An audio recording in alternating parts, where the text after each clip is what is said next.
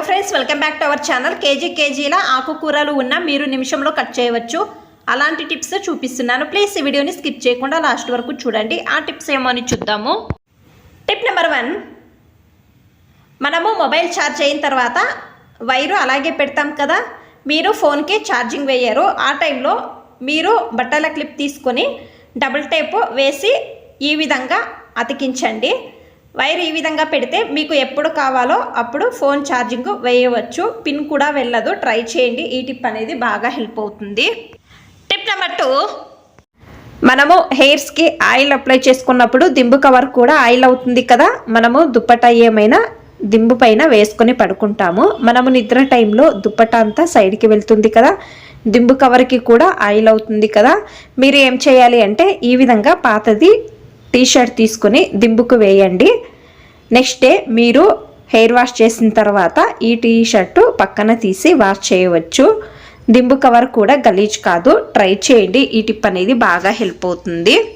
Tip number 3, మనము పాలకూరను first విడిపిస్తాం కదా wash చేసిన తర్వాత. ఇప్పుడు ఇది బిగినర్స్కి మాత్రమే.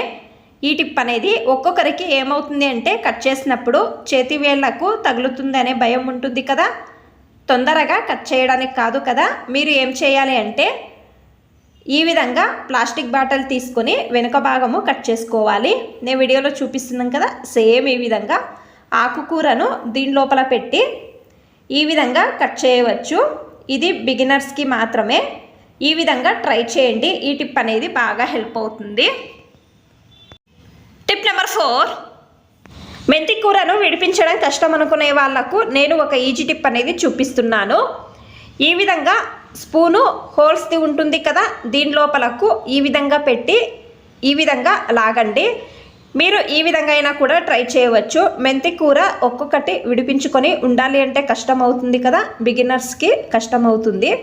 అలాంటి వాళ్ళు స్పూన్తో ఈ విధంగా ట్రై చేయండి. చూడండి, నేను ఇక్కడ ఒక 4 కడ్డీలను ఒకేసారి ఈ విధంగా పెట్టి లాగితే చాలు, ఆకు అనేది సపరేట్ అవుతుంది. చూడండి, చూపిస్తున్నాను కదా, మీరు కూడా ఈ విధంగా ట్రై చేయండి.